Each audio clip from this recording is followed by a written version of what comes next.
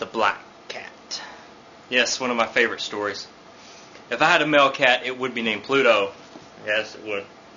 But since we're on poems, I thought I would give 3 of my favorite poems from, of course, my favorite author, which you're gonna guess real soon. And I have some old style clothes. So, sitting in front of a fireplace, medieval style clothes. I guess this could be even worn in the 18th century, which I was wearing actually this weekend. So I just had it laying around. First poem. Gaily bedight, a gallant knight, in sunshine and in shadow, journeyed long, singing his song in search of El Dorado. But he grew old, this knight so bold, and o'er his heart a shadow fell as he found no spot of ground that looked like El Dorado. And his strength failed him at length. Then he met a pilgrim shadow. "Shadow," said he, "where can it be, this land of El Dorado?" "Over the mountains of the moon, down the valley of the shadow. Ride, boldly ride," the shade replied, "if you seek for El Dorado." I never got that when I was young. They always had us read that in school. But one of my most favorite ones, I think, because I guess it applies to all of us outcasts, I guess. From childhood's hour I have not been as others were. I have not seen as others saw.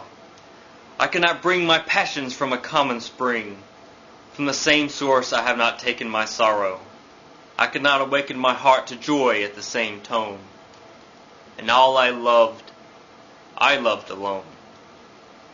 Then, in my childhood, in the dawn of a most stormy life, drawn from the depth of every good and ill, was the mystery which binds me still.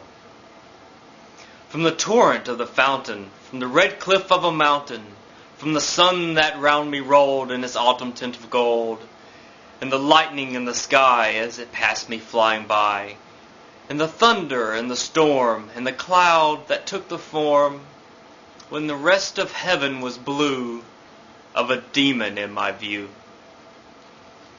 I was alone. The last one I'm going to have to read. Oh yes, my favorite poem of all time. Got to be the best poem. If it wasn't so long.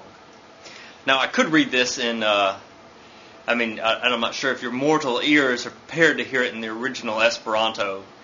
Diris cor nenium plu. But, since you are mortal and speak English, then I suppose the English version will have to do. Once upon a midnight dreary, while I pondered weak and weary over many a quaint and curious volume of forgotten lore, while I nodded, nearly napping, suddenly there came a tapping as of someone gently rapping at my chamber door. "'Tis some visitor," I muttered, tapping at my chamber door. Only this and nothing more. Ah, distinctly I remember, it was in the bleak December, as each separate dying ember wrought its ghost upon the floor.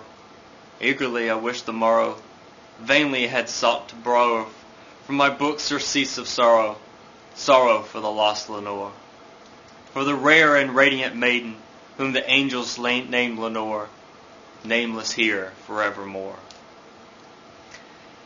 And the silken, sad, uncertain rustling of each purple curtain filled me with fantastic terrors never felt before, so that now, to still the beating of my heart, I stood repeating, "'Tis some visitor entreating entrance at my chamber door. 'Tis some late visitor entreating entrance at my chamber door. This it is, and nothing more."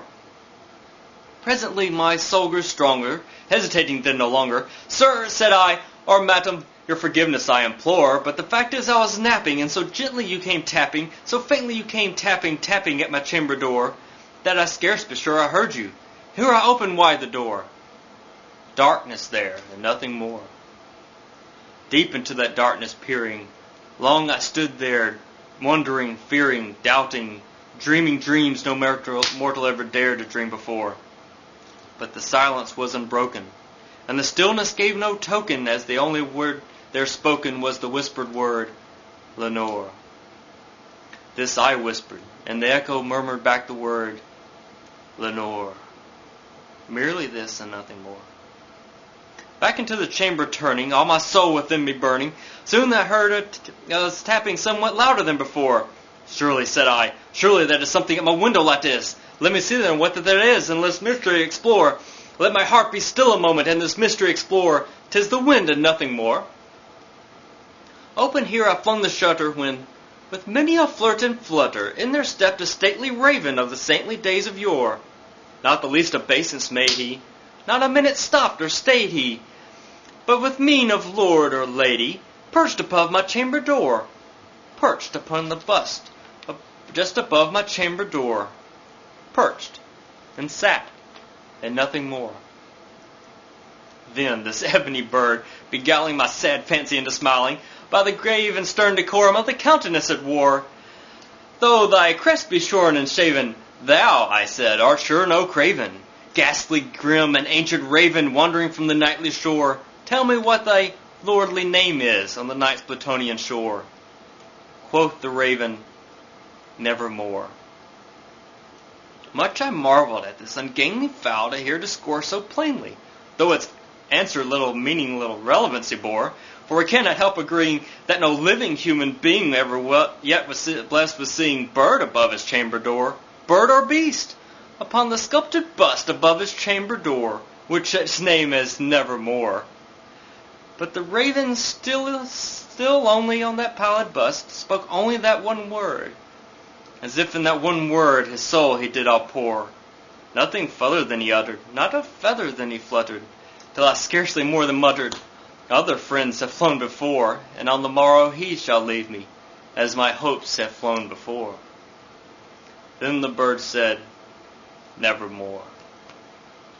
Startled at the stillness broken, so reply so aptly spoken, doubtless, said I, what it utters is only stock and store, caught from some unhappy master, from whose unmerciful disaster followed fast and followed faster, till his songs one burden bore, till his dirges of his hopes one melancholy burden bore, of never, nevermore. But the raven still beguiling my sad fancy into smiling, straight I willed a cushioned seat in front of bird and bust and door.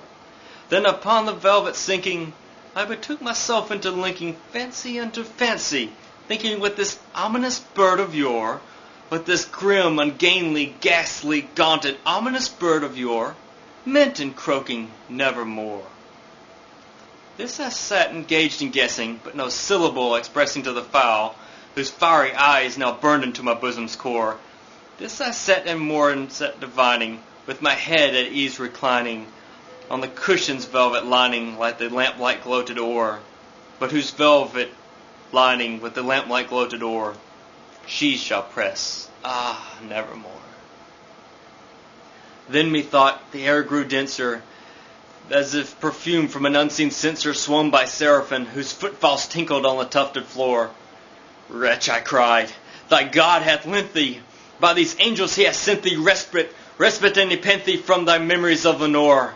Quaff, oh quaff this kind nepenthe, and forget this lost Lenore. Quoth the raven, Nevermore. Prophet, said I, thing of evil, prophet still if bird or devil, whether tempter sent or whether tempest tossed thee here to shore, desolate all yet undaunted, on this desert land enchanted, on this home by horror haunted, tell me, I truly I implore, is there balm in Gilead? Tell me, I implore. Quoth the raven, Nevermore. Prophet, said I, thing of evil, prophet still of bird or devil, by that heaven that burns above us, by that God we both adore, tell this soul, with sorrow laden, if within the distant Aden it shall clasp a sainted maiden, whose angels name Lenore, clasp a rare and radiant maiden, whom the angels name Lenore. Quoth the raven, Nevermore. Be that word our sign of parting, bird or fiend that shrieked up starting, get thee back into the tempest and the night's plutonium shore.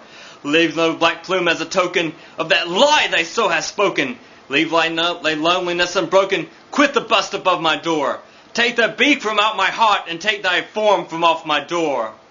Quoth the raven, Nevermore. And the raven, never flitting, still is sitting, upon the pallid bust of Pallas just above my chamber door. and his eyes have the seeming of a demon's that is dreaming, and the lamplight over him streaming throws his shadow on the floor. And my soul from out that shadow that lies floating on the floor shall be lifted nevermore.